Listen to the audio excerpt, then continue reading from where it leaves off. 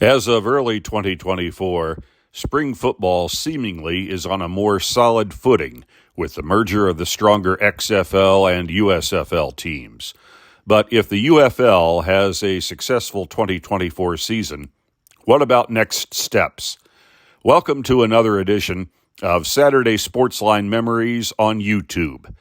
Shrinking from 16 teams to 8 teams theoretically should mean a better product on the field, which the UFL hopes translates into more eyeballs and more advertising revenue. But a closer look at the television markets in which the 8 surviving teams are located indicates the clear direction for the future growth of the unified league. These are the Nielsen TV market rankings of the surviving teams. Looking first at the old USFL markets, Houston is 6, Detroit is 14, but Birmingham and Memphis are buried at 46 and 50 respectively. Over in the old XFL markets, Dallas-Fort Worth is number 5, Washington, D.C. is 9, but St. Louis and San Antonio are down the list at 24 and 31 respectively. The 2024 setup is probably workable because of the novelty of a unified league. But to expand, advertisers and, by extension, Fox and ESPN, will expect the Spring League to enter larger TV markets. After all, bigger markets represent the potential for more viewers. A corollary assumption here is that fans in larger markets tend not to focus on teams in smaller markets, but fans in smaller markets will watch teams in larger markets. So, the question becomes, where should the Unified League expand if it survives 2024? To me, the best answer is to first enter Northern and Southern California. Los Angeles is the number 2 Nielsen TV market. The Bay Area is number 10. Looking first at Los Angeles, the Spring League faces a huge and, I believe, insurmountable hurdle to clear.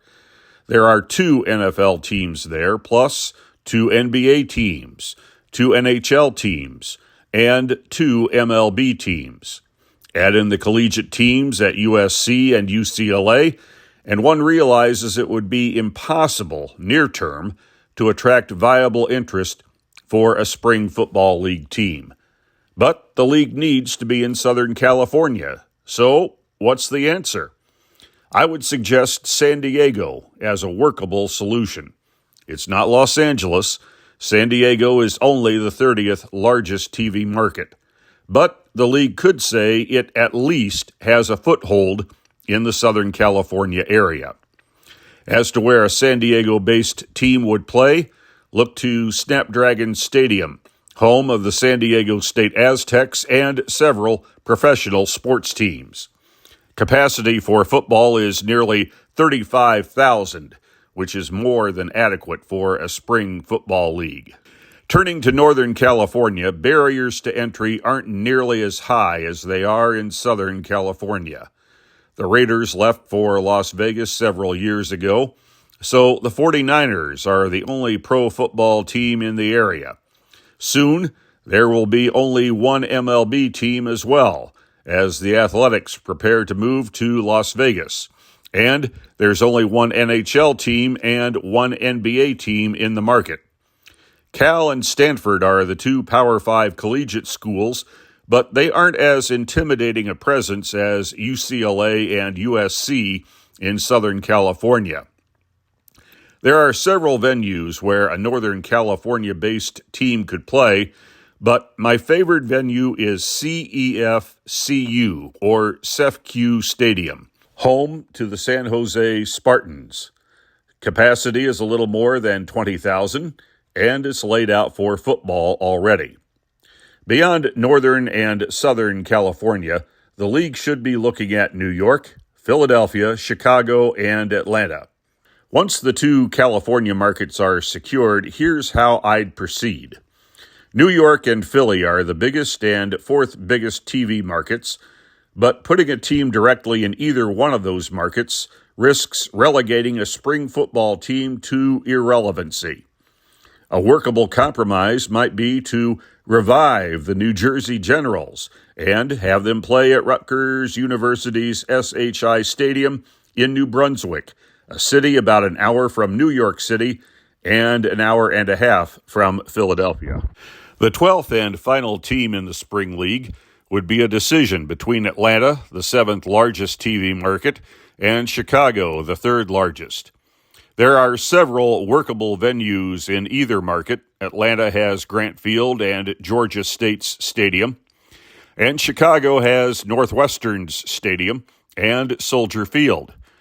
The ultimate decision would probably come down to the amount of interest each city expresses in having a spring football league team. Personally, I'd lean toward Atlanta because of its warmer weather, but Chicago is a good alternative. Expanding beyond 12 teams risks diluting the spring football talent, resulting in an inferior product. I would envision a 12-team spring league split into two 6-team divisions, with each team playing teams within its own division twice for 10 games, and then playing 2 opponents from the other division for a total of 12 regular season games. New Jersey has been part of both USFL iterations, both now and back in the 1980s. Older viewers may remember the Bay Area had a USFL representative in the 1980s, known as the Oakland Invaders. So I placed New Jersey and Bay Area in the USFL division for the sake of continuity. Now, if you remember the defunct AAF from several years ago, you'll recall that league featured teams based in San Diego and Atlanta. So they've been placed together in the XFL division. Playoffs would take the top 4 teams in each division, with first place hosting fourth place and second place hosting third place. The winners would meet for divisional championships, with divisional winners meeting the following week for the league championship. Let me know your thoughts in the comments, and check out other offerings on Saturday Sportsline Memories, such as college football's greatest interstate rivalries, plus interviews from the early 1980s with sporting luminaries such as Muhammad Ali, Stan Musial, and Gale Sayers. Hit the like button and subscribe.